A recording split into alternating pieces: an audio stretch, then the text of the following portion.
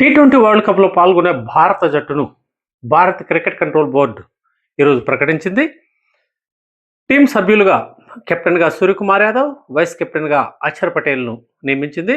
సభ్యులుగా అభిషేక్ శర్మ, తిలక్ వర్మ, హార్దిక్ పాండ్యా, శివం దూబే, రింకు సింగ్, హర్షిత్ రాణా, కుల్దీప్ యాదవ్, వరుణ్ చక్రవర్తి, జస్ప్రీత్ బుమ్రా, వాషింగ్టన్ సుందర్, సంజు శాంసన్, ఇషాన్ కిషన్ భారత జట్టులో చోటు సంపాదించారు.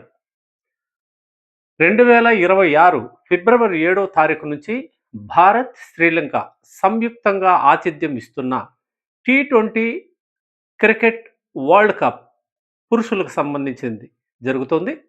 ఈ నేపథ్యంలోనే భారత జట్టు తమ టీంని ప్రకటించింది.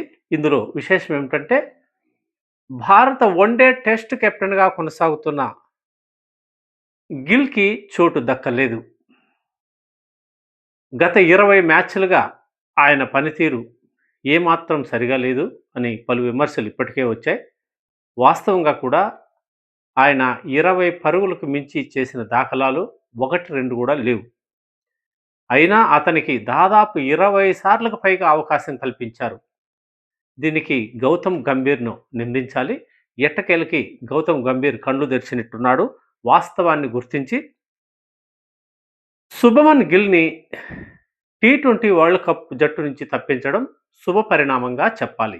అలాగే పలుమార్లు జట్టుకు ఎంపికవుతున్నా తుది జట్టులో చోటు సంపాదించుకోలేకపోతున్న సంజు శాంసన్కి టీ20 భారత జట్టులో చోటు దక్కడం సమంజసమేనని పలువురు క్రీడా పండితులు వ్యాఖ్యానిస్తున్నారు.